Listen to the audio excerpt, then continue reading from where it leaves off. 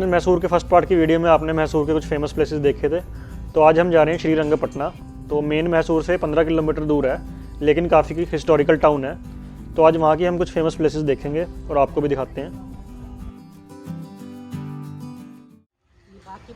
Friend, जो सबसे पहली जगह श्रीरंगपटना में हम आए हैं वो है गुम्बज़।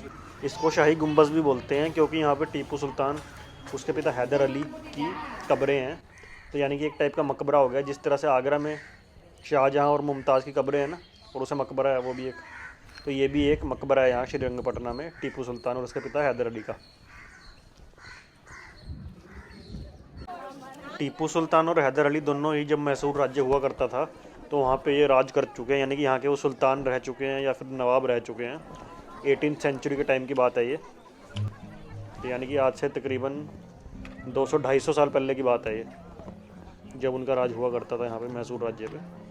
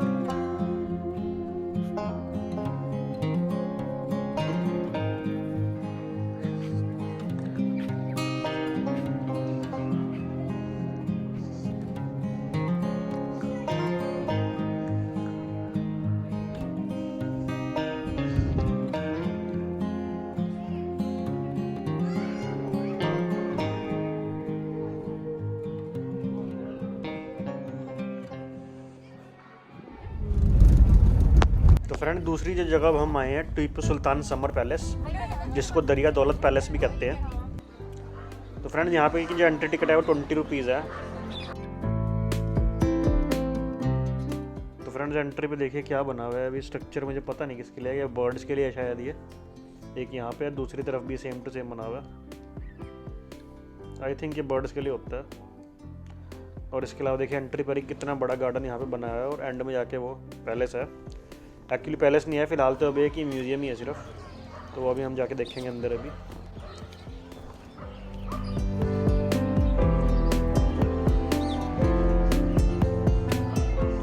तो यहाँ पे फ्रेंड्स ये बोर्ड लगा हुआ है आर्कियोलॉजिकल सर्वे ऑफ इंडिया का, उसके अंडर ये मोन्यूमेंट आता है, प्रोटेक्टेड मोन्यूमेंट है।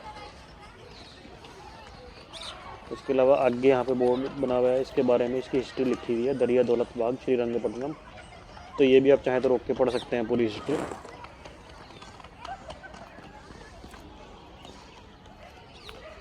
ये भी सेम हिस्ट्री ही लिखी हुई है, तो इसको भी आप रोक के पढ़ सकते हैं अलग अलग लैंग्वेजेस में। तो फ्रेंड, इस जगह का नाम दरिया दौलत बाग क्यों है? दरिया मतलब होता है समुद्र, दौलत मतलब पैसा, और बाग मतलब गार्डन। तो गार्डन तो आपको दिख ही रहा है। तो दरिया दौलत मतलब कि समुद्र, पैसों का समुद्र। तो यानी कि जिस टाइम तो टीपू सुल्तान राज करता हुआ, शायद यहाँ पे काफ़ी पैसा होता हुआ, रखा जाता हुआ, शायद इसलिए कहते हैं। बाकी पता नहीं क्या रीज़न हो सकता है। और तो यहाँ पे फ्रेंड देखिए तोप और एक गोले रखे हुए हैं।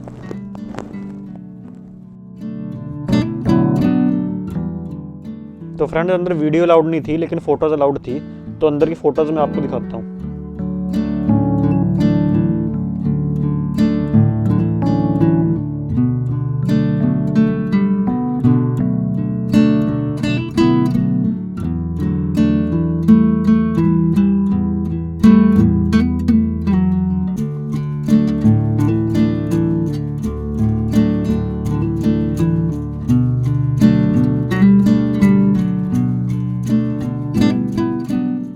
तो फ्रेंड्स, मैंने कुछ ही चीज़ें आपको अंदर की दिखाई हैं, इसके अलावा बहुत सी चीज़ें अंदर हैं, और टीपू सुल्तान ने कौन कौन सी लड़ाइयाँ लड़ी, और उसके अलावा उसकी काफ़ी हिस्ट्री इसके अंदर म्यूज़ियम के अंदर है। तो कभी आप आएँ तो पूरा डिटेल में देख सकते हैं। तो अगली जगह जो फ्रेंड्स हम आए हैं वो है कावेरी नदी के घाट पे। तो कावेरी नदी की उतनी ही मान्यता है जितनी कि नॉर्थ इंडिया में गंगा नदी की है, और इसलिए इसको दक्षिण गंगा भी कहा जाता है, यानी कि Ganga river of the south. तो जब भी आप श्रीरंगपटना आते हैं तो कावेरी नदी के घाट पे तो आपको ज़रूर आना चाहिए। और वैसे भी अगर आप सुबह के समय या शाम के समय नदी के पास बैठते हैं यहाँ पे, तो मौसम तो वैसे ही अच्छा होता है। तो अभी तकरीबन 3:45 बजे हैं, लेकिन यहाँ पे मौसम बड़ा अच्छा हो रहा है इस टाइम।